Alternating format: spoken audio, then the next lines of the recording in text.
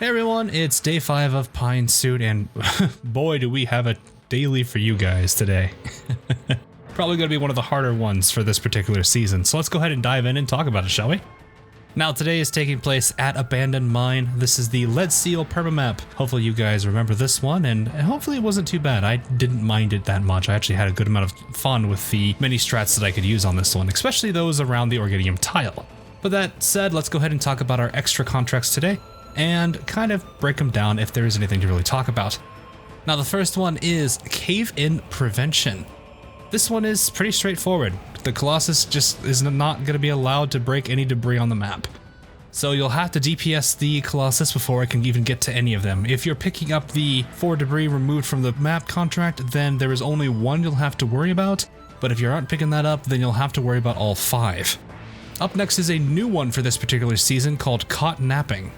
So this one's a little bit of an interesting one to explain. Now, we say movement debuffs as in things that affect movement. So in this case, it's going to be sleep, which stops completely, stun, which stops completely, bind, which stops completely, and slow, which I don't think I have to explain that one. But basically, we're going to only allow you to utilize sleep and stun today. You cannot use bind or slow. If you want another idea for how this one works, think of the risk 3 Colossus risk that is for today, and apply that to everybody on the stage. They're just pretend they're immune to bind and slow. Now, stat-based debuffs. What we mean by that is attack down, defense down, res down. Those ones are perfectly fine to use. Do not feel like you can't use them.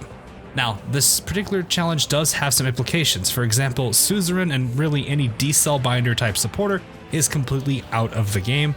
Saria's S3 cannot be used. Elysium's S2 cannot be used. I think that should pretty much explain a good amount of those. I will also say that shift is perfectly fine to use. We aren't going to consider that a movement debuff in this case. It's very different from how the other 4 work. Last but not least is a pretty long time existing contract here called Break Time. This one shouldn't be too hard to explain. To put it as it says there, after activating a manual skill, the operator must be retreated at the end of the skill's duration. If that isn't exactly making sense, think of Surtur S3. Once the skill is over, technically she KOs and she's retreated. It's one way to really look at that. Now, the most important thing I want to mention here is it's based on manual skill. If you're working with a passive or if you're working with a auto skill, this is completely ignored. You do not have to worry about this particular challenge set if you are using auto or passive on operators. So I guess technically a way to make this a freebie is to use all passive and auto skills and just completely avoid manual altogether.